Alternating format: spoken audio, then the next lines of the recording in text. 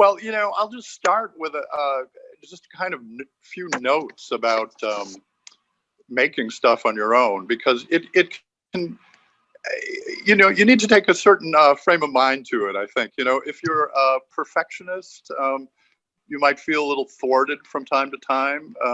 If you accept the fact that some of the stuff you make, you're going to feel like a genius, and others of it, you're going to feel like maybe you're sort of the product of a sheltered workshop.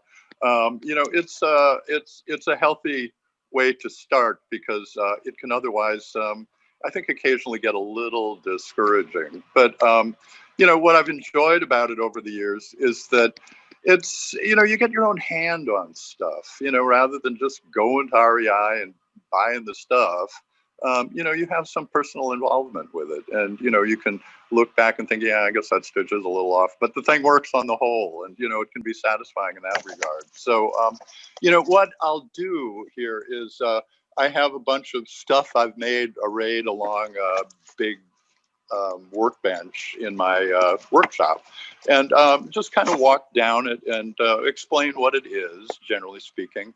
I won't really try to say, and this is how you make it, because that's why God created YouTube, basically. The instructions to make just about all this stuff you could, easily find on YouTube, and it's kind of not, I don't think it's really worth trying to explain it now, because it's usually a little bit too, I don't know, complicated and mind-bending anyway. So what I'll do is kind of turn the camera around and work down the workbench a little bit, and show you some of the stuff that's here. It'll be, I guess, a little YouTube-ish in that basically you'll see my hands if I'm right, but we'll go at it that way. So here we'll start with something that is really common. There are a million directions on how to make this kind of thing on YouTube or the web. This is a little wood burning cook stove. It's double walled, so it actually vents air up through itself, and then kind of burns the gases and smoke from your little twigs, so that makes a really kind of hot fire that you can boil and cook on, and all it really requires is some dry twigs, that you just kind of keep feeding it. It's just made out of a couple of cans. I think one was a Progresso soup can, the other was some, I don't know, something else, but again, very specific instructions available. It does make you wonder, like, who it is who figures this stuff out, that a Progressive soup can can fit inside another can, and it's a perfect fit, and it's all you have to do, really. Next to it here are a couple of these little kind of pop can and tuna can, catfish food can, alcohol cook stoves, which also just sort of amazingly work, really well. They weigh next to nothing. They take up zero space. Again, sort of amazing that, people will figure this stuff out and also supply you with these detailed instructions on, how to go about it. It's another one of those things where, it costs nothing and you got a quick stove, so who can complain? Here, I'll just give you a little peek, so you can pace yourself, I guess. There's kind of all this stuff, plus a few kayaks I'll show you, some canoes and stuff like that. Here, I'm a pretty avid paddler, so a large part of my collection of stuff is neoprene gear. These are kind of mittens for paddling on the model that our Greenlandic brothers would use to keep their fingers warm. These things work amazingly well. I mean, it's like the difference between mittens and gloves if you're paddling. You can buy neoprene by the sheet. these things, it's like $40 for a sheet that's, I don't know, 4x4 or something like that. So these things end up being pennies. You kind of just glue them together with a little aqua seal along the edges. You can stitch them if you're, that kind of person. Sometimes I do, sometimes I don't. Stitching does seem to kind of help, but they're another one of those things. Is like a starter project. If you're looking for something where you think, oh, I don't want to get involved in something, intensely complicated, but something that I can complete. These are pretty cool, and I'm not sure they're even, commercial variants of these. I've never really seen them in a paddling store. Next to them, this I'd put into the kind of semi-successful category. They're sort of like those choka neoprene mukluks. Having made them, I found I didn't actually use them that much because, anytime it's really cold enough that you think, oh, I'd like this kind of footgear on. I typically have a dry suit on, and then we'll just put, regular paddling shoes on under them. And these things, if you get a little too deep, you fill them up with water, and they kind of blog around your feet, even with the little, Velcro straps up here. So this, for my warning about, you'd probably make some junk that you think, that was maybe not exactly a waste of time, but something close to it. Moving down the line here, mukluks, which I also, made for myself. I happened to, come upon a garage sale where the descendants were selling off the contents of the house. And I think the guy was, somebody kind of like me. He had a box full of moose hide and deer hide that these guys said, I said, well, how much you want? They said, well, I don't know, how does $2 sound? And I thought, $2 sounds great, man. Let's do it. So ended up with this moose hide that you see down here. The stitching, I got to say, someday, if you got the time, go to the Minneapolis Institute of Arts and go to the, Native Crafts Art section on the, I don't know, second or third floor, and take a look at, the fine stitchery, where you think, oh my God, I don't see how they did it. And I especially don't see how they did it, having done this myself, where these kind of look like, again, they're out of the sheltered workshop, the puckering, it's a little disturbing if you think, yeah, I made that. But again, very functional. I've just used them last week. We were, camping up in Cathio Park, and they're warm on your tootsies. They feel really good, and if you don't look too closely, you feel like a genius. Next door here, these sheaths that again, are kind of easy to make. If you go to Axeman Surplus on University Avenue, they always have a big bucket of leather and thongs and stuff like that you can buy, really for a song. So, made this little sheath for a hatchet just because it didn't have one, and also I didn't have really a project for that day, so did that. For the knife, there's a story behind the knife where it's actually quite a nice, buck knife. And how I've lived in Frogtown for the last 42 years. So, you see a fair amount of kind of stuff that makes you wonder. Let's just say that. So I saw the two neighbor boys, maybe 7, 8, 9 years old, out in the alley, ferociously stabbing something, and thought, oh, maybe I better go check that out. And, stumbled back to the alley, said, oh, say, boys, what are we doing? And, well, they were furiously stabbing a teddy bear, fluff everywhere, teddy bear parts. And I just kind of decided maybe it wasn't so good if they actually had that knife. And they said, boys, why don't you just give me the knife? which they did because they were, you know, we were kind of on friendly terms. But so that's the knife, that's the sheath. A little something that, you know, again, if you had an hour, you could make it. These little guys are stuff sacks, or, you know, the waterproof sacks. Yeah, these things, it's nylon fabric that you just take an iron together. It makes the seals.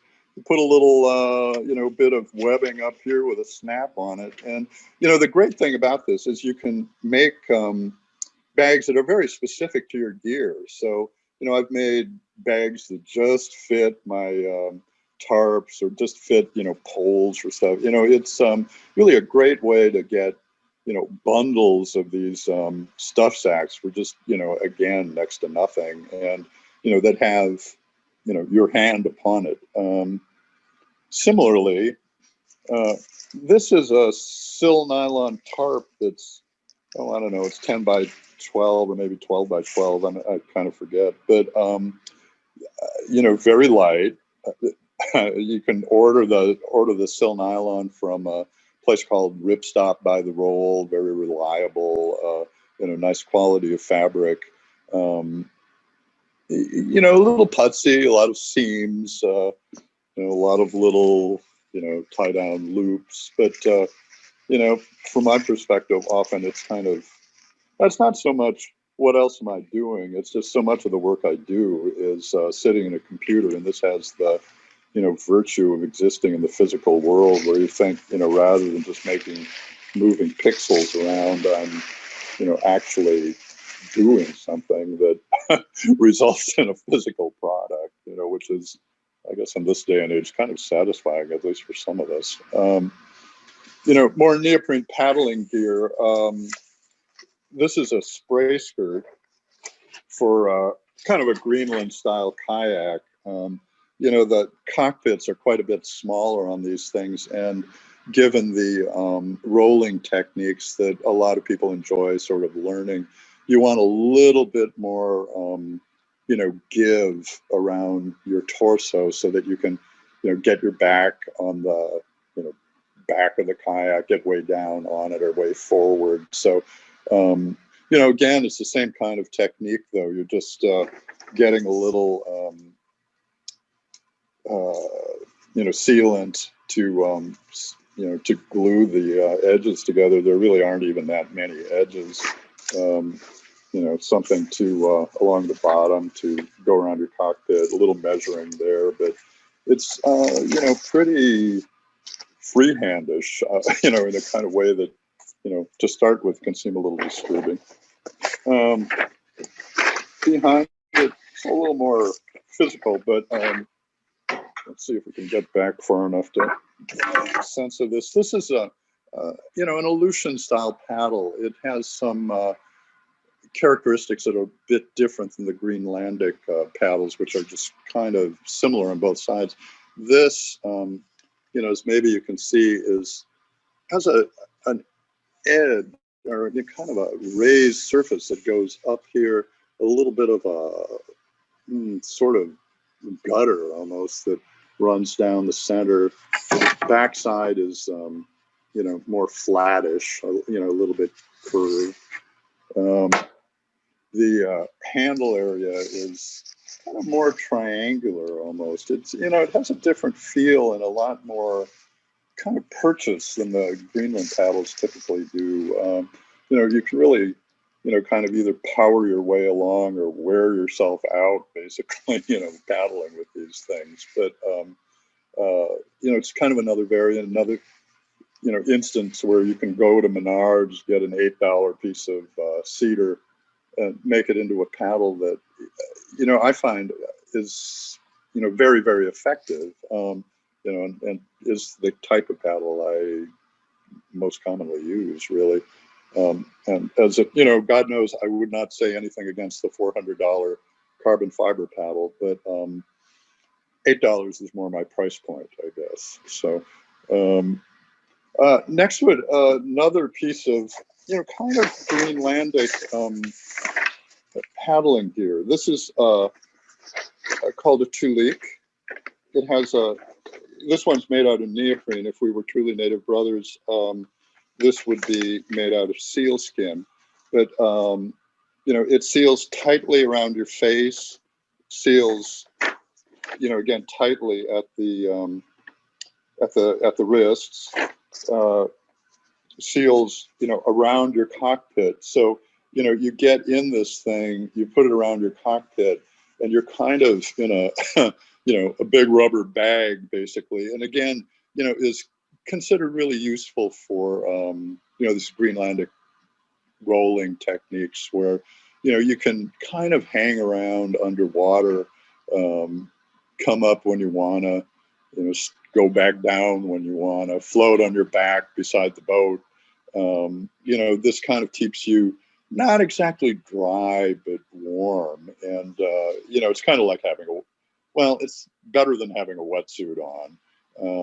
And also adds a little buoyancy, which is kind of cheating for, for rolling purposes, but nonetheless.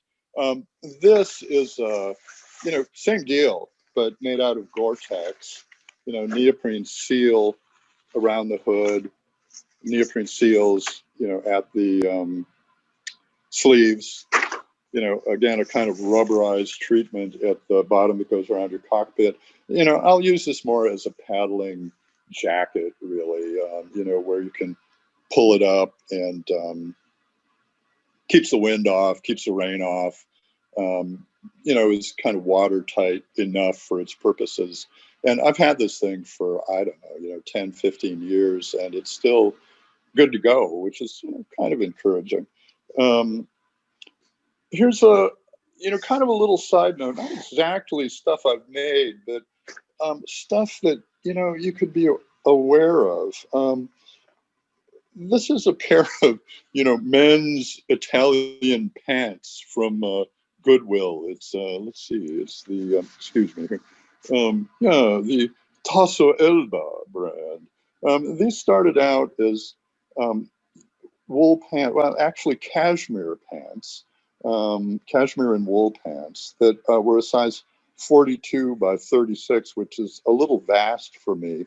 So, you know, kind of threw them in the washing machine, threw them in the dryer. They ended up being more like maybe 34s, something like that. So, I mean, they have the effect of being felted, really. They're, you know, combination cashmere wool, felted, so they're, you know, kind of tight and a little bit weather resistant. And the kind of thing that, you know, if you went to REI and tried to buy this, God, I don't even know what they charge you. You know, it's, you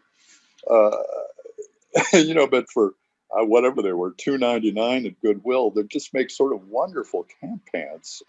They're sort of lined, you know, as quality men's pants frequently are. So, and they're pleated, so they're kind of loose. And, you know,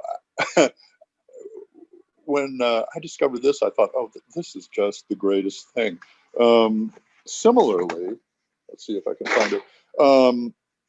You know, Goodwill is full of these sweaters that are merino wool, which is, you know, effectively smart wool. You know, and again, you know, they're selling these things all day long for, you know, $2.99, $3.99. You know, you can just kind of, you know, again, they're, you know, typically made in Italy, and but you can just wear them around the campfire, and, you know, if you burn a hole through them, think, well, what do I care, man? It was $3.99, you know. This is another little experiment. It's it looks like a bag of that you'd maybe have gotten potatoes out of. But what it is a sea sock for the Greenland or Aleutian style boats. It is, I was kind of interested just in experimenting with this. It's canvas that has been treated with wax. So it's wax canvas. It's kind of like a piece of Filson gear. You know, you get a bunch of paraffin, you melt it, you brush it on, you let it soak in, you throw the whole deal in the dryer, it kind of beats the wax into the canvas. But it has a kind of a stiffness to it that, you know, I thought for a sea sock actually would be pretty good. And it works. It, again, is a kind of sheltered workshop sort of look. But, a lot of this stuff you're thinking, well, I don't know how effective this is going to be or how well it's going to work. And you could put, hundreds of hours or, dozens of hours into it. Or you could sometimes just kind of take the somewhat slapdash approach, which I have to confess I sometimes do, particularly on the first time through, because, my experience is then, well, sometimes it works, sometimes it doesn't. But this actually does work and would be worth doing again. Maybe we'll take a little, just very quick boat tour. And then I have one final little bizarre thing, and I'll turn this back over to Fran or whomever. It's a little strip kayak that I'm kind of making. It's a baidarka, actually, that Aleutian style boat. I don't know, kind of a lot of little strips all glued together. Here are, well, some of the kind of the Greenland boat on the bottom, baidarka, or what the kind of native people of Alaska would call an kayaks. But it has the sort of weird bow, the bifurcated bow, sort of two pieces coming up. A lot of discussion about, well, why is it like that? And I think the answer is nobody really knows, but there's some assumption that it gives you a little bit more buoyancy coming down a wave surface, so that the bow doesn't just dive into the wave. It gets kind of lifted up. The theory is maybe there's a little bit more air that goes through here, so you get less push. Who knows? But it's these are covered with nylon.